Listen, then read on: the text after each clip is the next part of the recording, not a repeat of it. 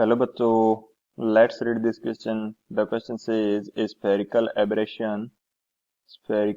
aberration in a thin lens can be reduced by option first using a monochromatic light, option B using a double combination,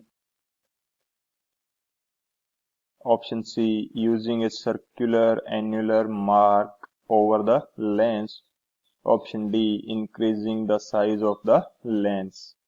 इस question के अंदर हमें बोला गया है कि स्फेरिकल एबरेशन जो है इसको कम किस प्रकार किया जा सकता है. तो इसके लिए की कंसेप्ट डिस्कस करते हैं. तो की कंसेप्ट जो है इस क्वेश्चन के लिए ये हमारे पास क्या हो जाएगा. की कंसेप्ट हम यूज करेंगे, देखेंगे कि स्फेरिकल एबरेशन होता क्या है.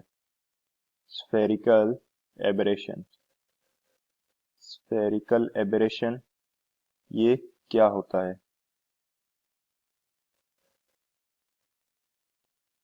तो यदि बात की जाए, एक लेंस है, मैं यहाँ पे एक कन्वेक्स लेंस लेता हूं. ये मेरे पास कोई कन्वेक्स लेंस है. चलो इसको थोड़ा बड़ा बनाते हैं. ये हमारे पास क्या है, कन्वेक्स लेंस. एंड इसके लिए मैं ड्रॉ कर देता हूं प्रिंसिपल एक्सिस. तो ये हमारे पास इसके लिए प्रिंसिपल एक्सिस हो गई.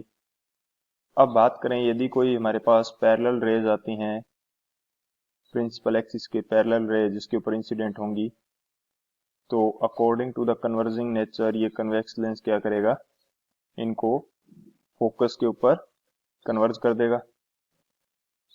कुछ इस तरह से ये इनको फोकस के ऊपर कन्वर्ज कर देगा, कुछ इस तरह. ये पॉइंट जो है हमारे पास, ये क्या हो जाएगा, फोकस एफ. तो ये होती है कन्वर्जिंग नेचर. अब यदि रेज इसके जस्ट मार्जिन के ऊपर आती है, अपर एंड लोअर मार्जिन के ऊपर, तो उन रेज के लिए क्या होता है, यदि कोई रे आई जस्ट इसके मार्जिन के ऊपर, कुछ इस तरह, यदि मैं इसको सही से बनाऊं थोड़ा,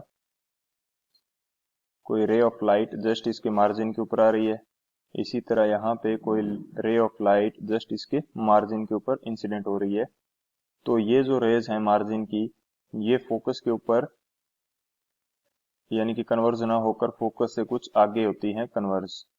तो ये कुछ यहाँ पे कन्वर्ज होंगी, ये कुछ यहाँ पे कन्वर्ज होंगी. तो जो फोकस के ऊपर कन्वर्जिंग होनी चाहिए थी वो 100% कन्वर्जिंग यहाँ पे नहीं हो पाती. जो 100% फोकस के ऊपर कन्वर्जिंग चाहिए थी वो नहीं हो पाती. एंड इस कंडीशन को क्या बोला जाता है, स्फेरिकल एबरेशन. इसको हम बोलते हैं स्फेरिकल एबरेशन. इसको बोला जाता है स्फेरिकल एबरेशन. तो अब यदि हमें स्फेरिकल एबरेशन को रिड्यूस करना है, तो इसके लिए जो आंसर होगा वो देखते हैं सॉल्यूशन के रूप में. बात करें यदि सॉल्यूशन की, तो सॉल्यूशन हमारे पास क्या हो जाएगा कि हम इन इन रेज के लिए, जो मार्जिनल रेज हैं, इनके लिए क्या करते हैं कि इन रेज को कोई सब्सटेंस यूज करके या कुछ अदर चीज यूज करके चाहते हैं कि ये जो रेज हैं फोकसित हो ही ना, यानी कि जो ये जस्ट फोकस से आगे कन्वर्ज हो रही हैं, ताकि ये हो ही ना यहाँ पे. तो मैं यहाँ पे क्या करता हूँ, एक सर्कुलर मार्क लगा देता हूँ. जहां पे ये रेज आ रही हैं वहां पे एक सर्कुलर मार्क लेंस के ऊपर मैंने यदि ये लगा दिया, तो ये जो रेज होंगी ये फोकसित नहीं होंगी. इसी तरह से नीचे वाले के लिए भी यहाँ पे यदि मैं एक सर्कुलर मार्क लगा देता हूँ, तो जो मार्जिनल रेज हैं ये फोकसित नहीं होगी. एंड जो हमारे पास अदर जो पैरेलल रेज आ रही हैं, ये कहाँ फोकसित हो जाएंगी, ये हो जाएंगी हमारे पास ऊपर इसके फोकस के ऊपर. सो हमारे पास आंसर इसके लिए क्या लिख सकते हैं, बाय यूजिंग सर्कुलर मार्क, या इसको कह सकते हैं to reduce this effect, to reduce this effect to reduce this effect we have to block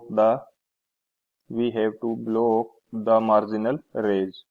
यानी कि हम मार्जिनल रेज को किसी भी तरह से ब्लॉक कर दें तो ये हमारे पास जो स्फेरिकल एब्रेशन होगा ये नहीं होगा या कम होगा।